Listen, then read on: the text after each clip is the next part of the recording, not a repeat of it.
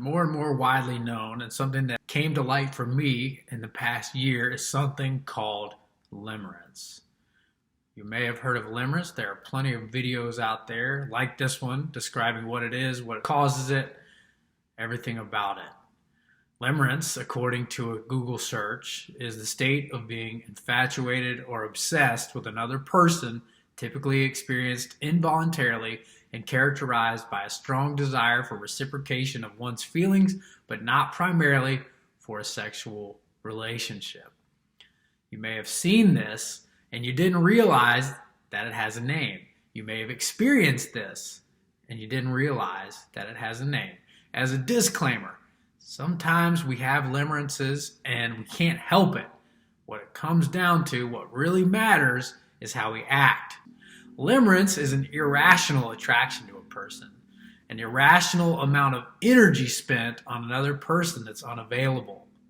And if you can recognize that you have it and redirect your behavior in a positive way, or just ignore it, you'll probably be better off. Oftentimes people have these for celebrities, people on TV shows, people that perform or are famous for being really good at one thing.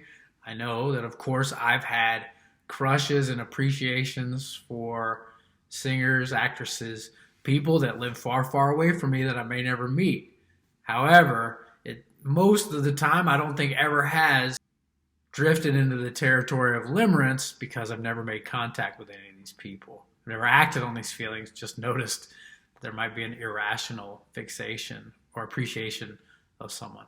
Limerence can also take place if someone is infatuated with another person that they dated or that they got very briefly involved with, and then the relationship went away, or the person decided they did not want further contact or relationship with the limerence holder, for lack of a better phrase, and the feelings continued long, long after they were gone.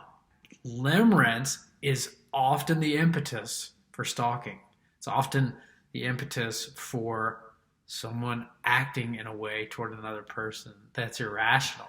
So often we experience some kind of rejection from a romantic partner or a romantic lover, and then we recognize that same form of rejection from childhood, from one of our primary caregivers, and that triggers this attraction as we confuse it for love, and we think, oh, that's how love is supposed to be. So this person actually loves me, so I'm going to keep pursuing, I'm going to keep contacting them, even though they're not reciprocating their feelings, they're not welcoming our advances. Very, very important to draw that distinction. Limerence is not love. You're not actually in love with the person, because people are these imperfect creatures that have problems and fart and shit and get sick and sometimes don't know what's going on, and people are just not cut out to be idolized in the way that limerence makes us idolize. Oftentimes when we have a limerence, or we see someone that has a limerence for somebody, they think they're missing something, missing out on this person's life. All the while, no one actually has a perfect life. People have hard days and problems.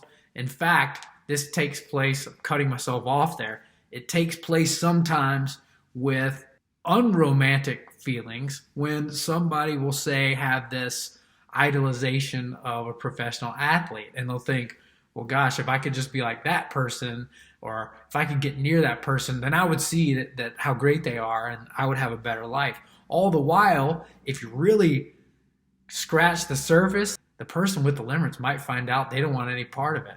Because say it's a professional basketball player that all he does is practice basketball like Kobe Bryant did. We might find out, if we were idolizing Kobe Bryant or had a limerence for Kobe Bryant, we wouldn't want to spend much time with him because he loves to practice basketball. It's all he did all day. And that's awesome that he did that, but it's not cause for anyone to idolize his life or idolize being friends with him. He was a person too, and a very admirable one. What types of people suffer from limerence? Well, oftentimes, like I said, it's someone who had some form of being ignored or unacknowledgement in childhood, and they recognize what the person they have this limerence for is doing, as the same treatment as one of their primary caregivers gave them in childhood. Also could be a person that's really lonely and a person that has this situation that they just want to change and they want to look for a way out. And sometimes they think, if I could find a way out through this person that I'm obsessing about, maybe it's a relationship, maybe I could get into a relationship with this person and they would drag me out of this horrible situation. I've done something like it in a relationship, not realized it. I hated my job and I put way too much energy into a relationship. And maybe it wasn't a limerence, but it was an irrational amount of energy spent on another person who didn't ask for that amount of attention. There's so many arguments against limerence, and sometimes involuntary, so sometimes people that have limerence can't help it. But keep in mind, if you have a limerence, speaking to the royal you here, you don't know the person, the other person that you have this limerent feelings for, these limerent feelings for, have problems. They're not asking you to be obsessed with them. You might not actually want this person in your life. You've just built up this idea of this person and they cannot live up to it. So you're actually putting added pressure on them. It's the idea of this person, not necessarily even how they make you feel. It's just the idea of the person that you're obsessed with. They might find out and think, there's no way I could live up to all that. That sucks. That's way too much pressure. So it's not love. It's this projection of perfection on this person. There you go. Projection of perfection. Generally, too, if a person who has limerence for another person interacts with the limerent object, the person that has the limerence would probably not want to hear the person out because they wouldn't be interested in the real person that they're obsessing about. They're just obsessing about their idea.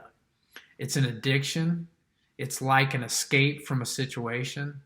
It's a need that hasn't been met, and it's a temporary filler for filling that need, just thinking about this person, obsessing about them. But there's no easy way that I know of, although psychedelics can help, of solving and curing limerence once and for all. You can find somebody else, but hopefully the person that you replace them with doesn't become your limerent object all the same. This happened, and there was a Saturday Night Live skit with Adam Sandler a long time ago.